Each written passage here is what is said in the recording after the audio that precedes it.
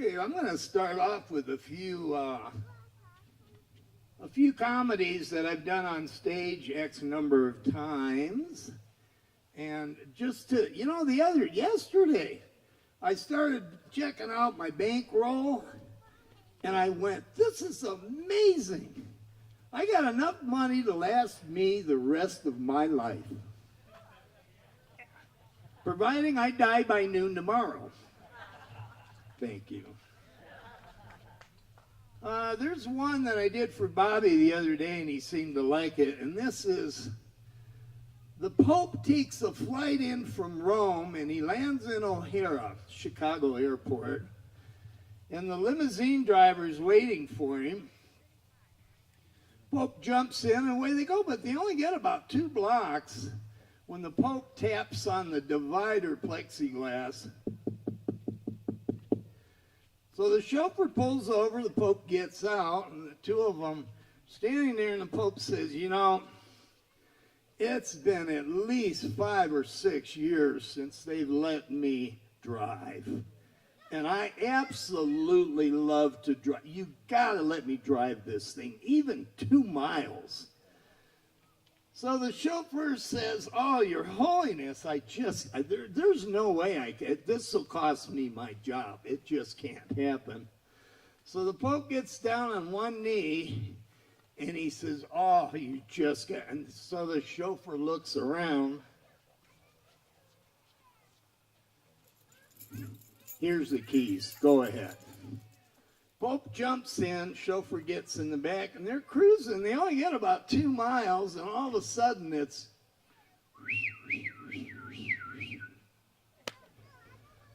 Pope pulls over, and the cop gets out, and he walks up to the tinted driver's window. Pope rolls the window down, and the cop looks in, and he says, oh, Your Holiness, I can't believe this is amazing. I just don't know how to handle this at all. I'll be right back. And he walks back to his squad car, and he calls the chief, and he says, Chief, I got somebody really big. I just don't know how to handle this stuff. So the chief says, what, you got the mayor? No, bigger. He says, you got one of the senators. What you got, the president? And so the cop says to the chief, I don't know who I got, but he's got to be awfully big. He has the Pope for a chauffeur. Moving right along. Now, one I used to do down at the Pioneer Underground, I didn't fit the Pioneer Underground real well because I don't do off-color. And there was a lot of off-color going on. I'm just about ready to walk out after about 2.5 years of this stage work every Saturday night when the virus hit. And I went, well, this is time to go. At any rate, there was one. Now, my mom and dad, when I was about 8 or 9 years old one night, they said, oh, Jimmy James, go get your best pants on because we're going out to a fancy restaurant tonight. Just you and I and Dad. So I get I change the rags and we're ready. And away we go, and we get to this place, and it's a nice restaurant. And it's just the 3 of us. The rest of the family's grown up and gone. I'm the baby of the family at the time. Like I said, I'm about 8 or 9. We go in, the waitress hands out the menus, and I said, look at this, they have frog legs. And my dad says, you know what, you just order anything. You want a platter of frog legs, you get them. So I did, and of course, a lot of things taste like chicken. So we get done with the meal, and my dad pays the bill, and out we go. Now, instead of going out onto the main boulevard, he circles around through the parking lot and goes out the alley. And it's a nice warm summer night. I got myself hanging half out the rear window as we go through the alley, and I look over there, and behind the restaurant are all these little frogs on walkers. I got that vision stuck in my head, and to this day, I'm still trying to flush that one out. They got a little 2-gallon burn barrel, and they're all gathered around it, and they're all on walk. I just have never been able to completely get rid of that vision. So at any rate, moving right along, a lady friend of mine, I think it was Tina. Oh, Jim, we're going out. And I go by JP a lot. JP, we're going out. And we're going to get sushi in Reno tonight. Now, I says, yes, you are. I won't be there. I don't do sushi. I don't do sushi. And she went on and on. All right, what time? 8 o'clock. All right. Well, they got a banner up outside this little place. Freshest sushi in all of Reno. Oh, that's just wonderful. I'm just tickled pink. And anyway, I'm standing there at the buffet table, and I just grab a plate, and I look the other way, and I start scraping some of this stuff on my plate. She's already done. She's waiting for me in a booth. And on the way over there, I look, and some of the little squares of fish had eyes in them. So I'm going, well, this is just the best night I've had. And I sit down at the booth, and I look, and this plate, on my plate, it's still moving.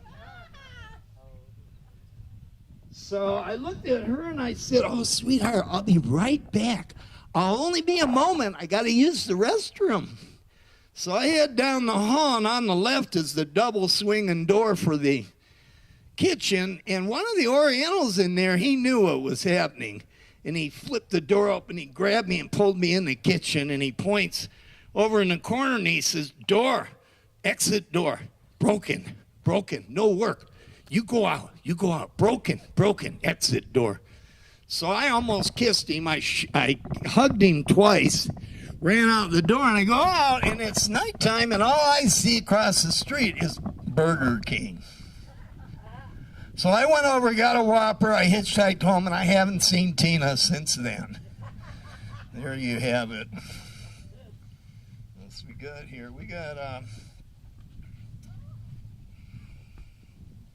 something that Bobby really wanted me to do. I don't know if there's.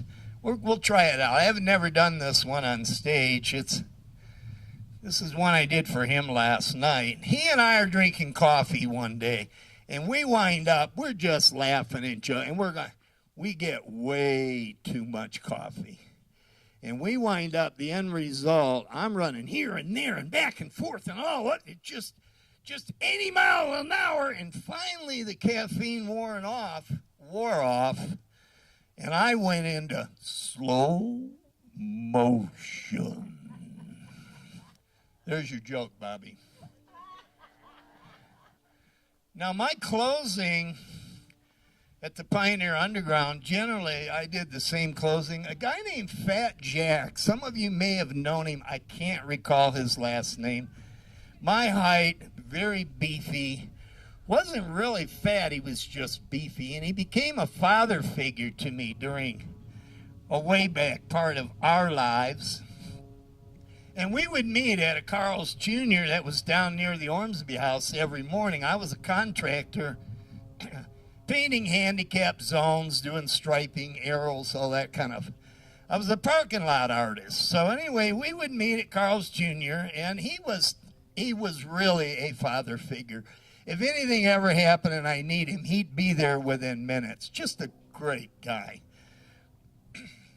So we're in there one morning having our coffee, and he looks at me and he says, Jim, did I ever tell you I drove yellow cab downtown New York City for 20 years?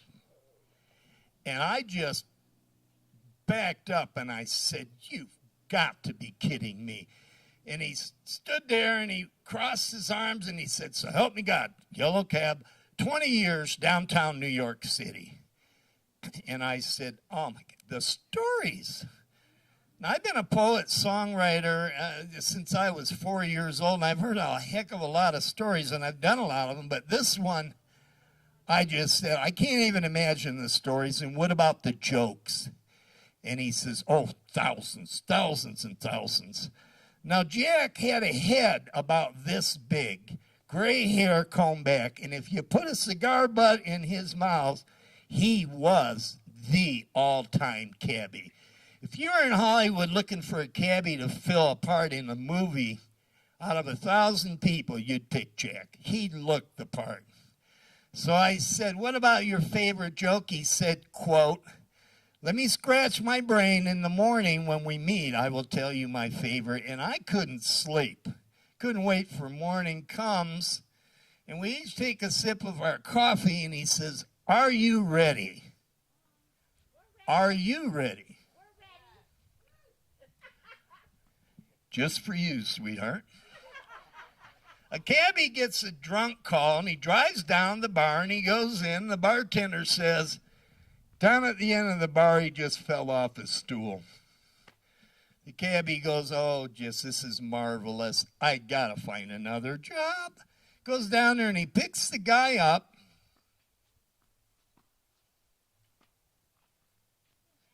Dragging him to the door, and there's no one to help him with the door, so he leans the guy against the wall left of the door, opens it, down he goes.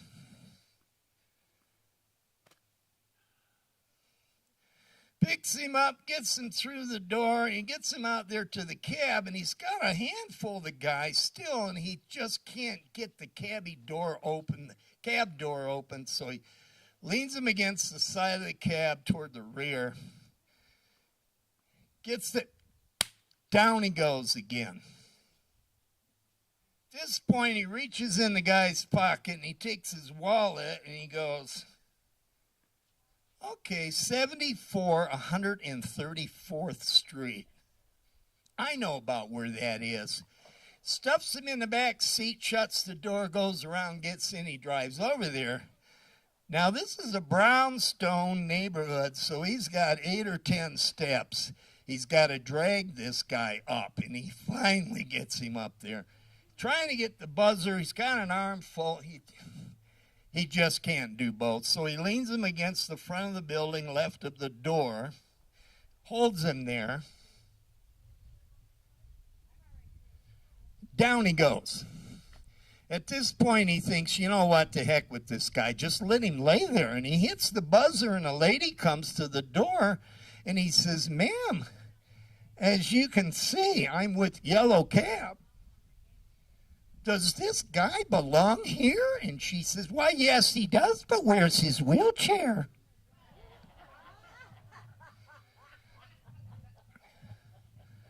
Jack died in a head-on crash outside Dayton several years later, but that's what he left me. And I've made hundreds of people laugh with that one. And it's still, I think it's my very favorite. I really, really do. So we're going to close with, thank you ever so much. That's still my favorite. There's just no doubt about it. I was going out with a lady. I finally broke up with her. She was braiding her armpit hair. No. I couldn't go there. I just couldn't go there. You know, like I was telling Bobby last night, I called my son making tacos, and I decided to do some refried beans. And he said, well, those ought to go good with the tacos. And I said, no, you don't get the picture. I've never been able to fry them right the first time.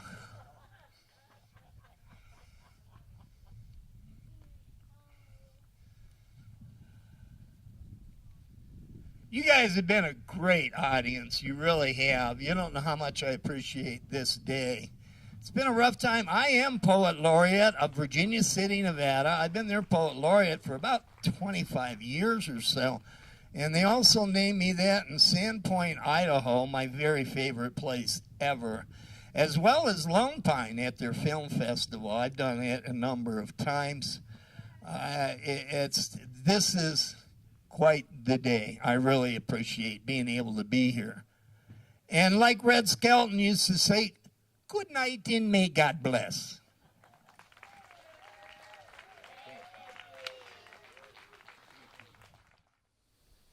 This is something I wrote back in Sandpoint, Idaho in the year 2000. Bobby and I are going to make this thing go out and fly, God willing.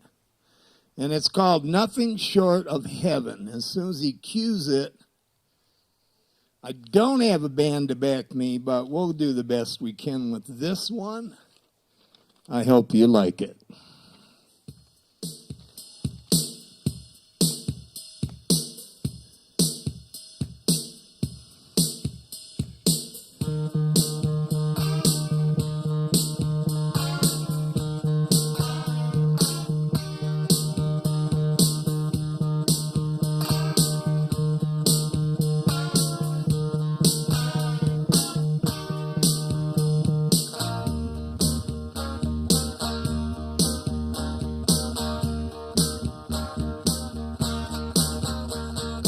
Love with the women, big and small and in between.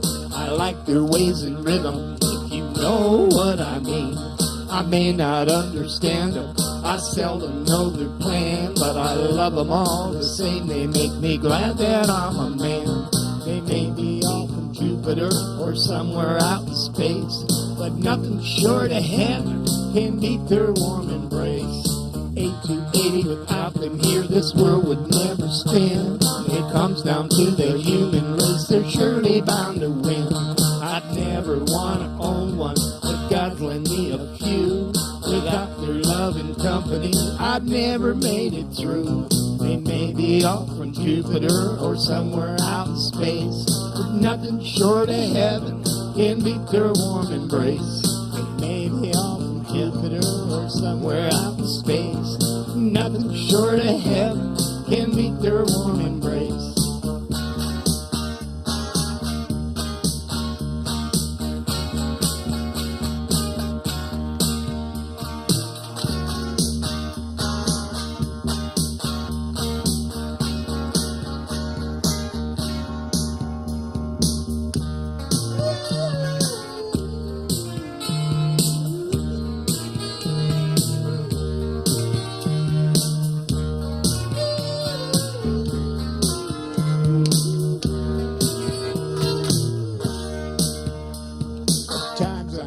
Get a glimpse while out there on the run, but a smile from them can warm the soul like rays of springtime sun. From across the gold, around the block, Moscow or Timbuktu, their love has lit the way for me with all that I've been through.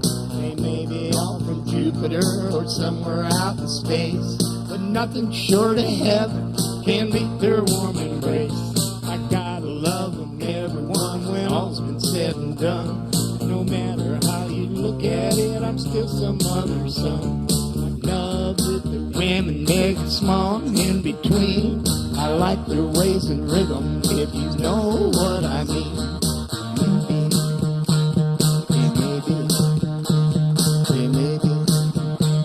They may be.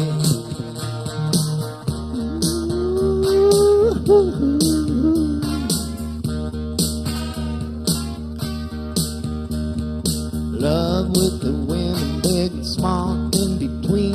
I like their ways and rhythm, if you know what I mean.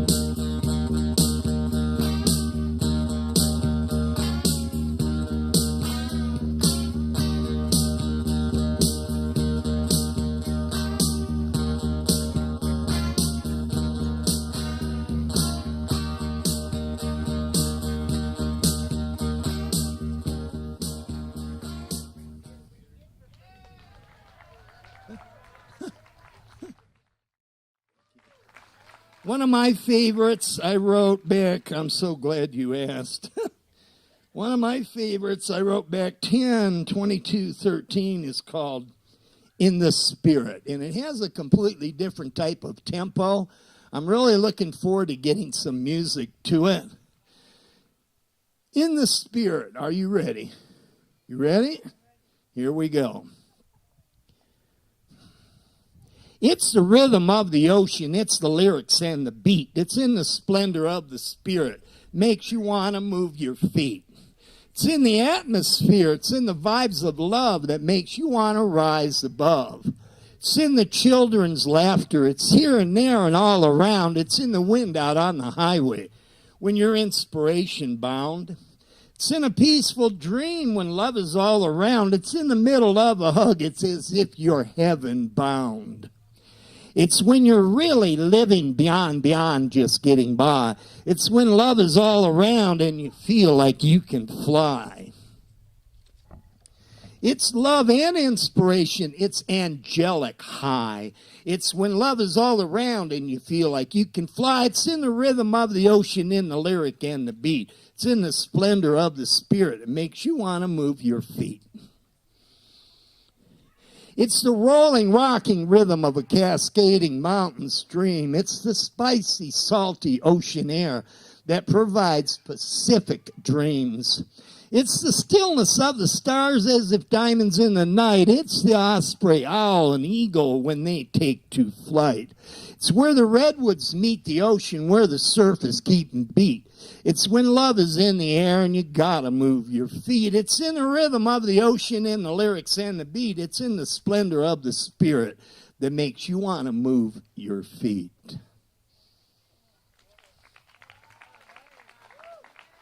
I do have a tribute to Jimmy Buffett. And the day before he left us, I wrote a very similar, a very beachy type of song.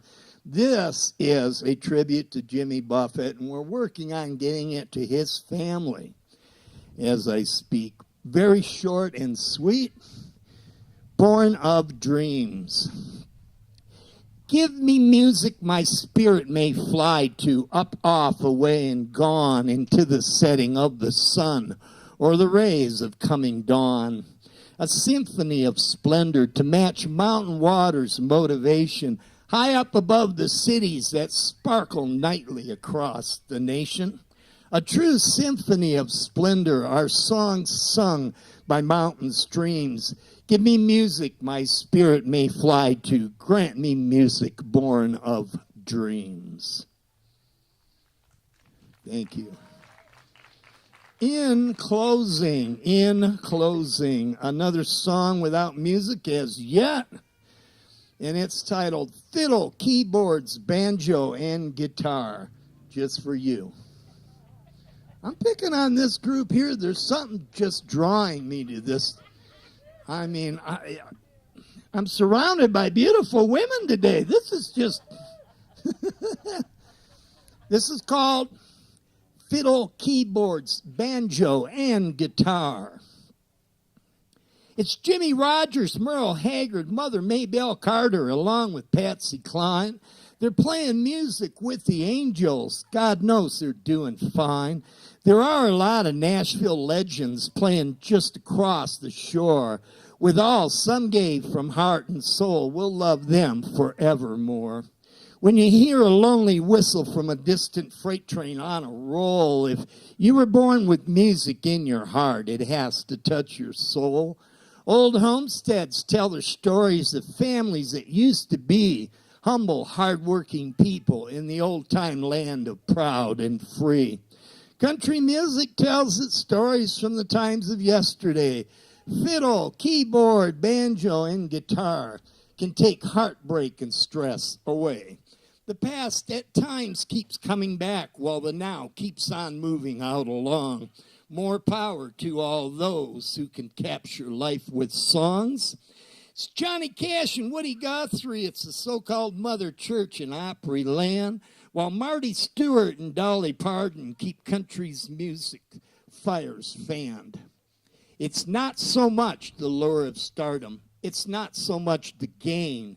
It's giving from the heart and soul that overrules the fame. Thank you.